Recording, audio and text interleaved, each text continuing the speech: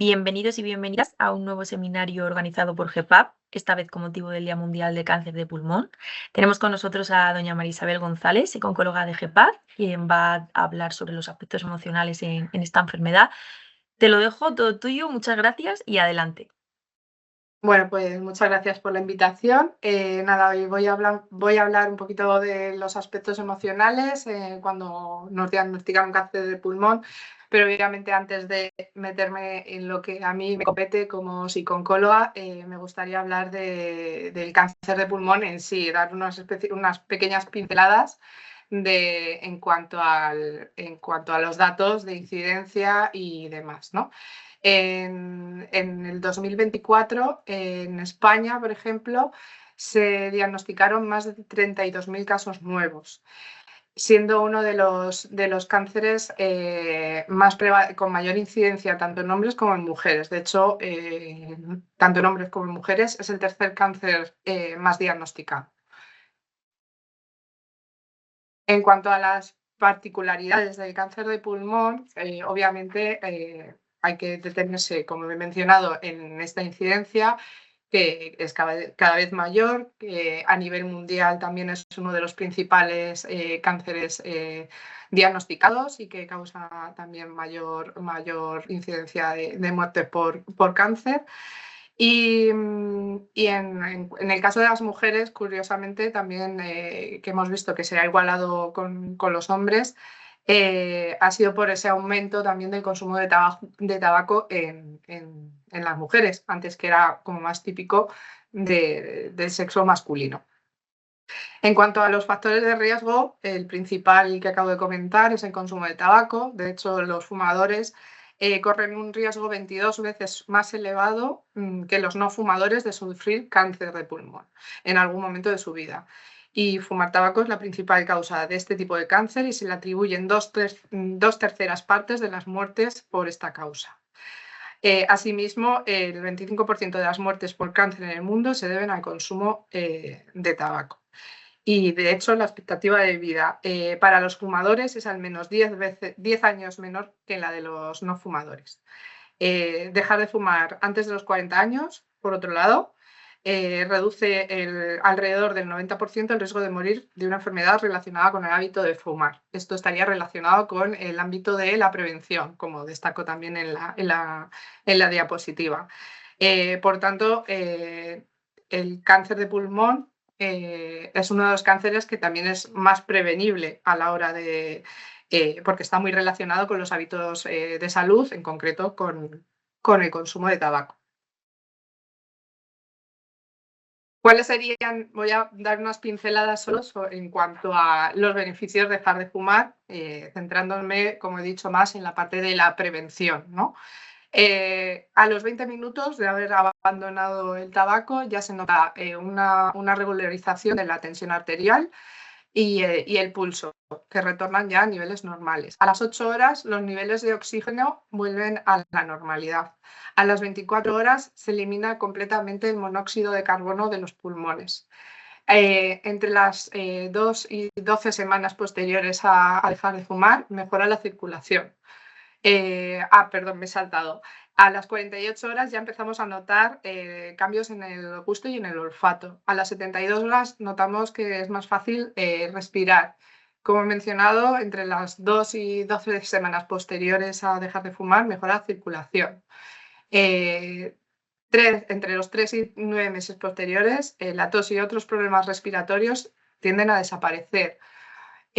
Un año después de haber dejado de fumar, se reduce el riesgo de infarto de miocardio a la mitad en un fumador. Y 10 años después de haber dejado de fumar, el riesgo de sufrir cáncer de pulmón se reduce a la mitad. Con lo cual, me parece que es importante tener en cuenta estos beneficios y les puede servir de un poco de motivación y de impulso a las personas que fuman para tratar de mejorar su calidad de vida, su salud y, sobre todo, prevenir un montón de enfermedades, no solo cáncer de pulmón. En cuanto a las formas de dejar de fumar, tenemos distintas opciones a nuestra disposición que nos pueden ayudar tanto los profesionales sanitarios como médico de cabecera y demás, como profesionales sanitarios como los psicólogos que también podemos acompañar en la deshabituación tabáquica, ¿no? Entonces, en cuanto a tratamientos farmacológicos, los que menciono en la diapositiva, el bupropión, la varinciclina y la terapia sustitutiva con nicotina son los principales, pero existen otros fármacos que también tienen igual un beneficio menor, pero que pueden ayudar también a dejar de fumar.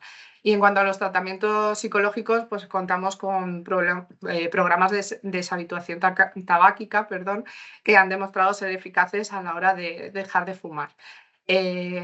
Ya en cuanto a otras medidas, otras formas de dejar de fumar, pues existen y se están desarrollando muchas aplicaciones móviles para facilitar y ayudar a los fumadores a dejar de fumar, y existen libros de autoayuda que llevan existiendo un montón de tiempo que también pues a muchas personas les son de ayuda, ¿no? Ya centrándonos en lo que es la parte de los aspectos emocionales, que sería lo que más pues eso, me compete a mí como psicooncóloga, vamos a hablar del impacto del cáncer de pulmón, ¿no? El diagnóstico del cáncer de pulmón puede producir un gran impacto en la persona, obviamente, no solo a nivel físico, sino psicológico, ya que afecta a la salud e integridad física de la persona y a todas las áreas de la vida de esta persona, a nivel social, laboral, económico, etcétera. Por tanto, hay que tener en cuenta estos aspectos importantes a la hora de pues, afrontar un diagnóstico como este, ¿no? Por un lado, también habría que tener en cuenta las creencias y mitos que existen en torno al cáncer, que habitualmente se relacionan con el dolor y la muerte. Es verdad que esto en el pasado pues, tenía mucha relación, pero en el presente y desde hace ya un montón de años, pues con el desarrollo de nuevas terapias, de nuevos fármacos, pues no es así. Ahí tenemos muchas opciones de tratamiento que pueden ayudar y que se ha visto que incrementan la esperanza de vida y mejoran la supervivencia en todo tipo de cánceres, no solo en el cáncer de pulmón, ¿no? Y por otro lado hay que tener en cuenta las propias características del proceso oncológico, la complejidad de la propia enfermedad, los distintos tratamientos que pueden ser más o menos prolongados y con bastante intensidad, y las secuelas derivadas de esos tratamientos, ¿no? Por tanto, habría que tener en cuenta también distintos aspectos en cuanto al impacto del cáncer de pulmón. Y es que la afectación es diferente, puede ser diferente en cada persona.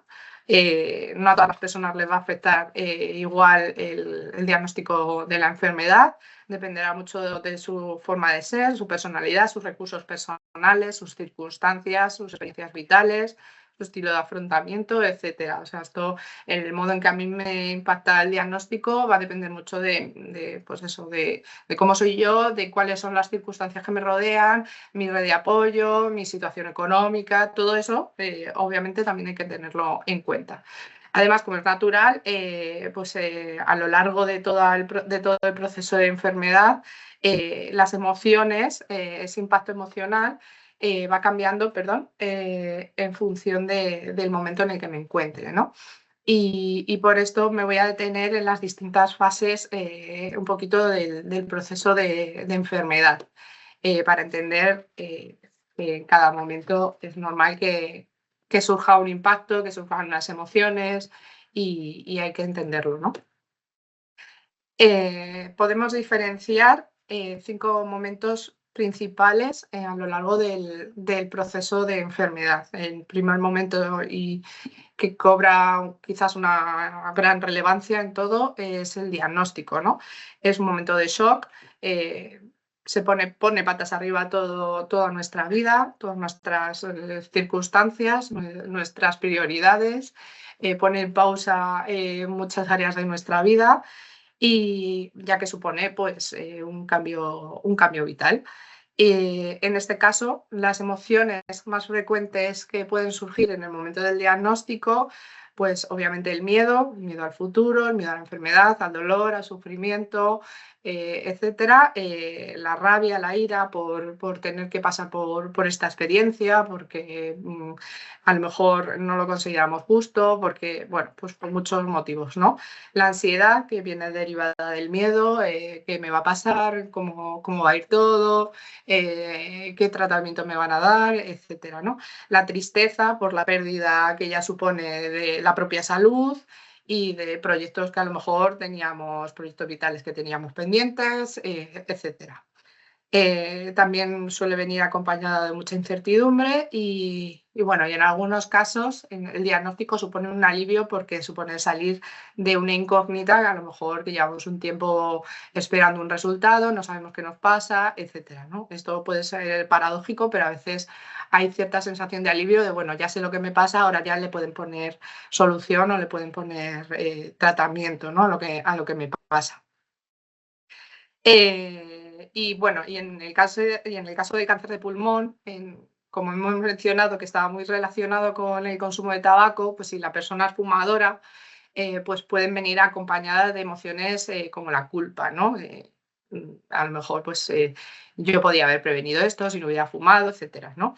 Después está el inicio del tratamiento, que es otro punto de inflexión importante. Comienza una etapa de mucho estrés físico y psicológico, hay que adaptar todas las rutinas del día a día para poder ponernos el tratamiento. Comienzan los efectos secundarios no deseados, que obviamente pues, en la mayoría de los casos no se pueden evitar y que tenemos que aprender a gestionar, ¿no? Y surgen cambios en la funcionalidad de la persona, en la autonomía, etcétera, ¿no? Entonces, lo frecuente es que aparezcan emociones nuevamente como el miedo, la ansiedad, la tristeza y la culpa, ¿no? La culpa en este caso más dirigida a me he podido transformar ahora en una carga para mi entorno, ¿no? Para mi familia y demás. La tristeza, pues por todo lo que he perdido nuevamente, por sentirme mal por el propio malestar que me causa la enfermedad y los tratamientos. Y el miedo, pues a ver si, sobre todo el miedo y la ansiedad, pues si va a funcionar el tratamiento, qué efectos secundarios me esperan, etcétera.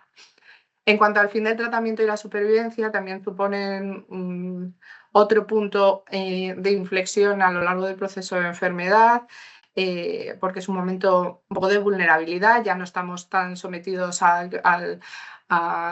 esa vigilancia extrema a la que me han tenido durante todo el tratamiento, con lo cual eso puede generar un poquito de sensación de vulnerabilidad y de vértigo, ¿no? Empezar a readaptarse a una nueva vida. La adaptación a veces a las secuelas que pueden quedar de los tratamientos, que pueden ser parciales, que pueden ser temporales o que pueden ser definitivas con mayor o menor intensidad, ¿no? Entonces esto no siempre es fácil, además el volver al día a día, el volver un poco a unas rutinas más normales, incluso el volver a trabajar, a veces es muy difícil. Y bueno, pues son momentos complejos. Aquí pues nuevamente pueden aparecer emociones como el miedo, la ansiedad, la tristeza y obviamente pues la alegría, ¿no? Porque hemos terminado, hemos pasado un calvario y hemos podido terminar esta fase, ¿no?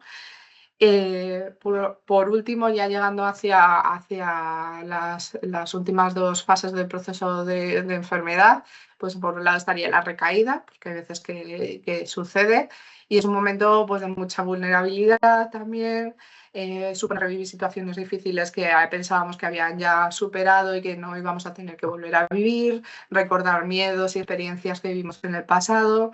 Y bueno, a veces pues, pueden aparecer sentimientos de fracaso y de pérdida de confianza en el equipo médico, así como de la esperanza, ¿no? Entonces, bueno, pues aquí son frecuentes, de nuevo, puede ser el miedo, la ansiedad, en este caso la rabia también, porque yo lo hice todo bien, me sometí a los tratamientos y aún así la enfermedad ha vuelto. Y de nuevo, pues la tristeza y la culpa. Y ya en la fase final de vida, que sería el momento en que ya no hay opciones de tratamiento curativo y comienza el tratamiento paliativo, pues puede ser un momento de gran bloqueo emocional y de mucho malestar existencial. Además, pues bueno, puede que haya alteraciones ya cognitivas propias del proceso previo de tratamiento, de las secuelas o propiamente por el avance de la enfermedad, ¿no? Entonces, bueno, aquí se pueden dar emociones como el miedo, la ansiedad, la desesperanza y la tristeza. Como veis, las emociones pueden ser comunes, pero pueden cambiar mucho en cuanto a intensidad, forma, no tienen por qué aparecer todas en cada momento, cada persona las van a sentir de una manera, van a sentir unas más y otras menos, o unas sí y otras no. Entonces, esto ya va a depender mucho de cada persona.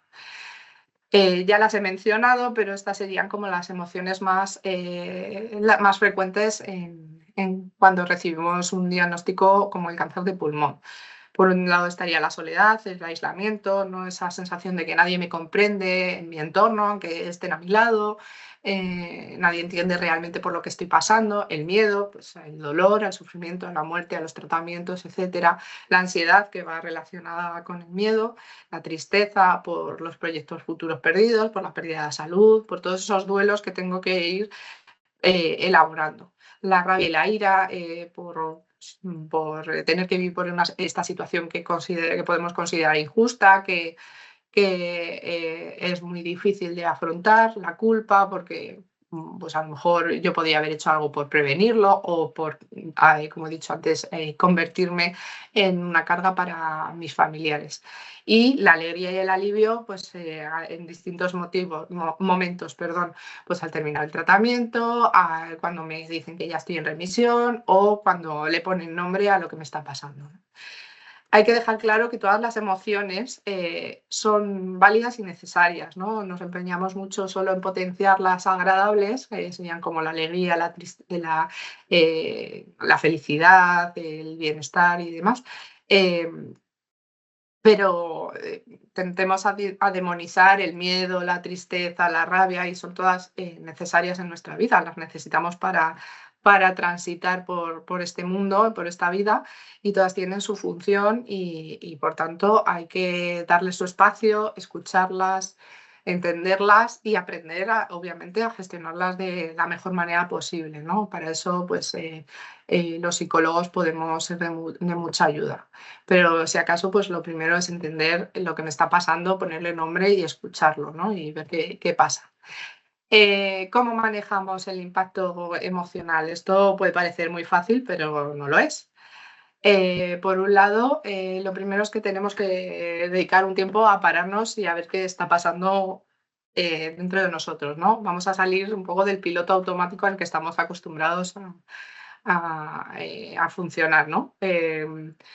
Tomar conciencia qué estoy sintiendo, porque generalmente sentimos las emociones primero a nivel físico, qué estoy sintiendo, dónde lo estoy sintiendo, voy a respirar, voy a intentar identificar qué me está pasando y voy a ponerle nombre. Lo voy a identificar, le voy a poner nombre y voy a ver, a preguntarme qué lo ha generado.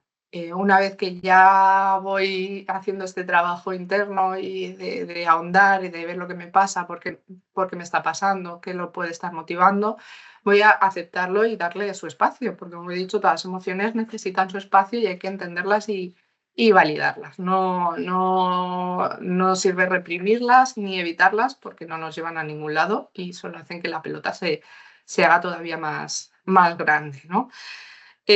Por muy desagradables que sean esas emociones, hay que darles su lugar, su espacio y su sentido y escucharles. Y por tanto tenemos que dedicarle un tiempo a pensar, no dejar que me arrastre la emoción, sino reflexionar qué mensaje me está mandando, qué me está diciendo, qué necesidad no cubierta quizás me está pidiendo que cubra, ¿no? Y por último, actuar. Pues ver qué necesito hacer para gestionar esa emoción, para encontrarme mejor, ¿no?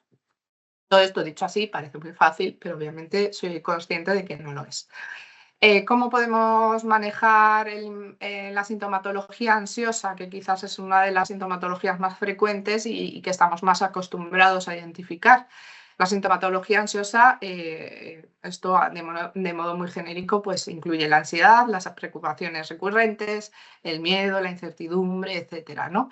Como he dicho antes, lo primero es detectar dónde lo siento y cuál es su causa, ¿no?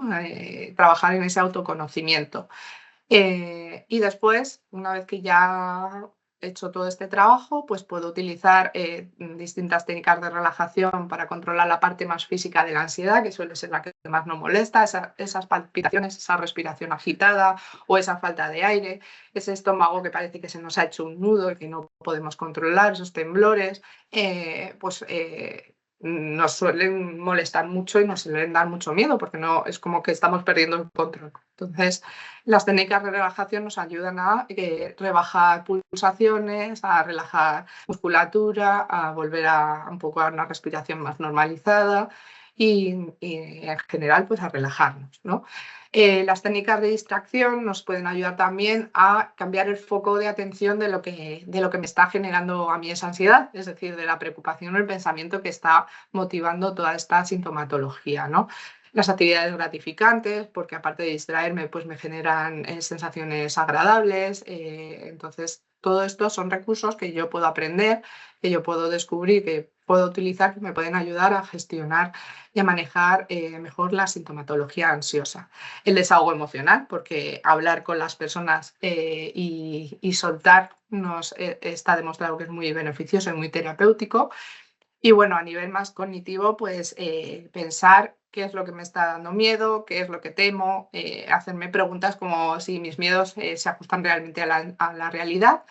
Y para esto, pues dentro de este cuestionamiento de lo que estoy pensando, es muy útil buscar información y respuestas a través de fuentes fiables, ¿no? Si tengo miedo como en el ejemplo, a los efectos secundarios que va a tener el tratamiento, pues voy a intentar no irme a Doctor Google porque no es una fuente muy fiable, pero puedo irme a mis profesionales sanitarios, a mi médico, a mi enfermera o a páginas médicas o de asociaciones como GEPAC que me pueden dar información fiable sobre los efectos secundarios que puedo esperar, cómo manejarlos, etcétera. Entonces eso no me va a quitar la ansiedad de golpe, pero me va a ayudar a manejar mejor la situación y a tener más recursos y a sentirme más seguro a la hora de afrontar esos posibles efectos secundarios que puedan aparecer. En cuanto a la sintomatología depresiva, incluye pues, la tristeza, la sensación de apatía, de desgana, de que ahora ya no me apetece hacer nada, he perdido interés por las cosas que me producían satisfacción y bienestar ya no lo hacen, ese bajo estado de ánimo general, esas ganas de llorar, ¿no? La tristeza y todos sus derivados son emociones que normalmente se nos alojan aquí en la garganta y piden como salir, ¿no? Que piden salir en forma de llanto y entonces hay que permitírselo también.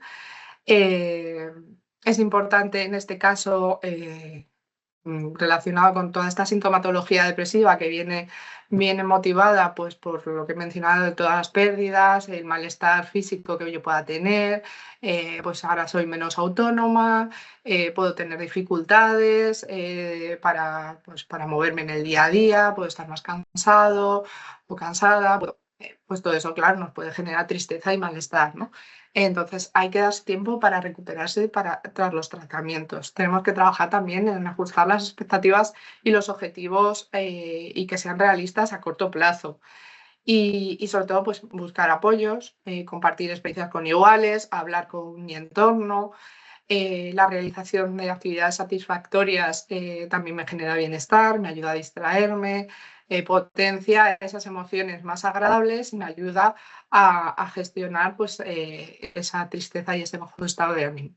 Centrarme en controlar las cosas que puedo controlar, en tomar control de las decisiones que dependan de mí, porque hay muchas cosas que obviamente no dependen de mí, pero si focalizo mi atención y mis recursos mentales en todo lo que sí, pues más seguro y mejor afrontamiento y más me ayudará a la hora de transitar por todo el proceso de enfermedad. Después, pues igual que con la ansiedad, que me preocupa, hacerme estas preguntas, ¿no? ¿Qué me preocupa? ¿Mis preocupaciones se ajustan a la realidad que estoy viviendo o quizás estoy yéndome mucho hacia el futuro y eso pues a lo mejor no me está ayudando, ¿no? Y ya, pues un poco por ir terminando, dar alguna pincelada más sobre todo tipo de emociones y que se pueden dar y cómo manejarlas. Por un lado, el aislamiento que mencionaba antes, ¿no? Eh, tendemos a aislarnos porque tendemos a pensar que los demás no nos entienden, que no nos van a entender, que no saben cómo acompañarnos, también un poco por proteger a nuestro entorno. No quiero decirles lo que me sucede porque no quiero preocuparles más, porque no quiero ser una carga mayor de lo que ya me considero, ¿no? Entonces ahí nos vamos aislando cada vez más, cada vez más, cada vez más, y ese aislamiento pues también nos genera más malestar emocional, ¿no? Entonces por eso es muy importante mantener contacto con personas significativas, pues como fuentes de apoyo, pues nuestra red de apoyo principal, nuestros seres queridos, nuestros amigos, y buscar ese acompañamiento y ayuda cuando lo necesito, ¿no? Por otro lado, trabajar en la comunicación, qué me pasa, qué necesito, y decirle a los demás cómo me pueden ayudar. A veces pasamos un poco por alto esto, pero trabajar en esa comunicación con el entorno nos ayuda a nosotros y les ayuda a ellos también a entendernos mejor y a saber cómo nos pueden ayudar mejor. Entonces, es muy beneficioso en las dos partes, ¿no? Tanto para el paciente como para su entorno. Hay que tener claro que no hay por qué reprimir la expresión de emociones o el llanto, porque son totalmente válidas y necesarias y no hay nada de malo, ni te convierte en una persona menos válida el llorar. Entonces, bueno, pues importante también entenderlo y permitirnos soltar de vez en cuando, porque no hay nada de malo, no hay nada de malo en ello, y aparte podemos sacar muchas cosas beneficiosas de un momento así, ¿no? Aunque parezca increíble. Pues el desahogo, la sensación de soltar, el sentirnos acompañados, el sentirnos acogidos, ¿no? Todo eso sucede tras ese momento de desahogo que en su momento puede ser muy desagradable, pero como decía, puede traer muchas cosas beneficiosas. Buscar iguales y compartir experiencias, el hablar con otros pacientes, nos ayuda a sentirnos más comprendidos y también a aprender de sus vivencias. En cuanto al dolor, que en sí pues no es una emoción, pero sucede y puede suceder durante el tratamiento, es importante saber cómo manejarlo, ¿no? Y en este caso, pues una comunicación con el equipo médico fluida y transparente es vital y es súper importante, porque le damos información al equipo médico de cómo nos encontramos, recogemos información también de qué tipo de dolor tengo y si es importante o no, y eso permite que los médicos también pauten correctamente la analgesia, que se hagan los ajustes necesarios y demás. A nivel ya más psicológico, el cambiar el foco atencional de lo que estoy sintiendo también nos ayuda a disminuir la experiencia del dolor. No quiere decir que me vaya a quitar el dolor, pero sí que puede ayudar a disminuirla de manera importante. Por eso las técnicas de distracción o el uso de técnicas de control de la activación, como la imaginación guiada, el control de la respiración, la relajación diafragmática, etcétera, nos pueden ser de mucha ayuda a la hora de manejar en nosotros el dolor, más allá de lo que es el tratamiento farmacológico. Y muy importante llevar un ciclo de actividad-descanso adecuado, es decir, mantenernos activos durante el día, el ejercicio, la activación conductual, el movernos puede ser muy beneficioso y puede ayudar en el manejo del dolor y de otra sintomatología secundaria, pero también hay que descansar adecuadamente.